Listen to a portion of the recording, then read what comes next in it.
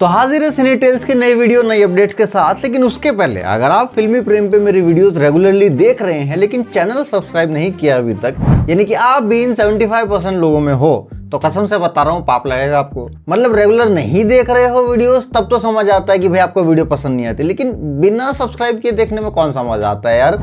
10K तो करवाओ फटाफट। खैर आइए अब मुद्दे पे आते हैं। महाअवतार नरसिम्हा मूवी ने मार्केट में धुर्राटे काट रखे हैं भाई।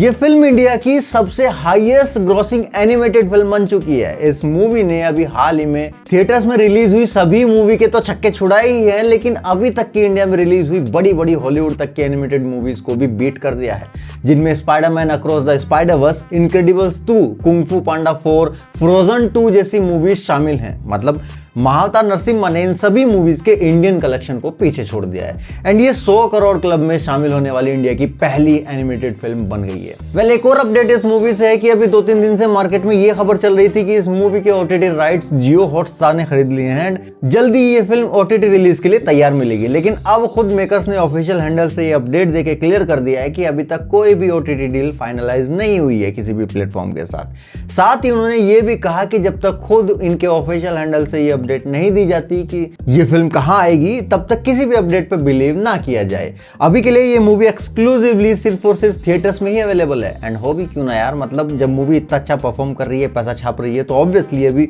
OTT डील का कोई मतलब ही नहीं है। वेल हम आते हैं अपनी नेक्स्ट अपडेट की तरफ, जो कि है SSMB 29 से। पहले सुनने में आ रहा था कि 9 अगस्त को महेश बाबू के बर्थडे पे इस फिल्म से कुछ अनाउंसमेंट हमें देखने को मिल सकती है, लेकिन अब कुछ और सुमड़ी में खबरें निकल के आ रही हैं कि इस बर्थडे पे कुछ नहीं आ रहा है भाई। अभी थोड़ा टाइम लगेगा इस मूवी के अनाउंसमेंट में, लेकिन जैसे ही ये लोग अनाउंस करेंगे वैसे ही ये ग्लोबल फिनोमेना बन जाएगी।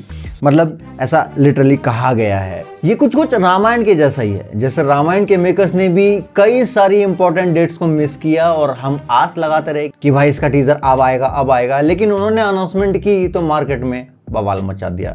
एंड जब रामायण की बात हुई है तो बता दूं कि अभी एक ताजा कास्टिंग अपडेट हुई है रामायण में। विक्रम मूवी वाले एक्टर हरीश उत्तमन को रावण के दूसरे बेटे अतिकाय के रोल के लिए कास्ट कर लिया गया है। अतिकाय रावण की दूसरी वाइफ धन्या मालिनी का बेटा था, मंदोदरी का नहीं, विच इम्प्लाइज कि रामायण पार्ट 2 के ऊपर भी जोरों शोरों से काम चालू हो गया है। लग रहा है पार्ट 1 जब तक रिलीज होगी तब तक ये लोग पार्ट 2 का शूट खत्म करके उसे पोस्ट प्रोडक्शन में डाल चुके होंगे। वेल नेक्स्ट एक बहुत ही इंटरेस्टिंग अपडेट निकल के सामने आई है वॉर 2 से।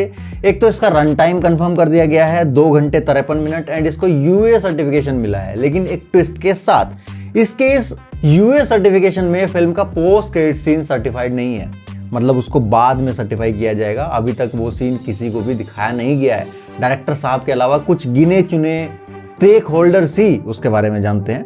वेल आपको क्या लगता है कि पोस्ट क्रेडिट सीन में ऐसा क्या है जो छुपाया जा रहा है? क्या पठान या टाइगर का कैमियो हो सकता है?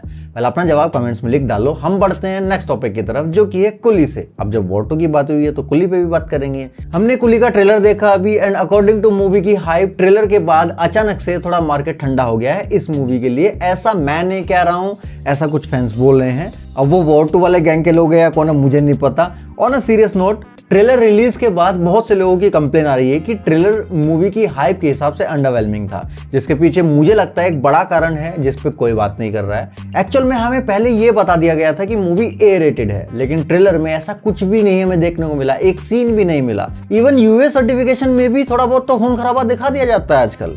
वो अलग बात है, चुम्बी के सीन काट लेते हैं। UA सर्टिफिकेशन में खून खराबे का हालिया एग्जांपल हम महाअवतार नरसिम्हा में देख सकते हैं, जिसके क्लाइमैक्स में भयंकर ब्लड शेड देखने को मिला।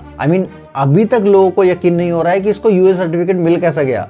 वेल तो जब A रेटेड की बात आती है तो एनिमल एंड सलार जैसी मूवीज की छवि दिमाग में आती है। इवन फैंस ने तो कुली के बहुत सारे पैरेलल सलार के साथ ड्रॉ करके रखे थे। लाइक हीरो का नाम देवा है, मूवी A सर्टिफाइड है, हीरो का कोई लव ट्रैक नहीं है, फर्स्ट हाफ में ड्रामा होगा, सेकंड हाफ में वायलेंस होगा एंड बाकी के पैरेलल्स आप स्क्रीन पे देख सकते हो, जो कि वैलिड हैं। अब जब किसी मूवी के पैरेलल सलार जैसी मूवी के साथ ड्रॉ किए जा रहे हो तो ऑब्वियस सी बात है भाई, उस मूवी का ऐसा ट्रेलर देख के अंडरवेलमिंग तो फील होगा।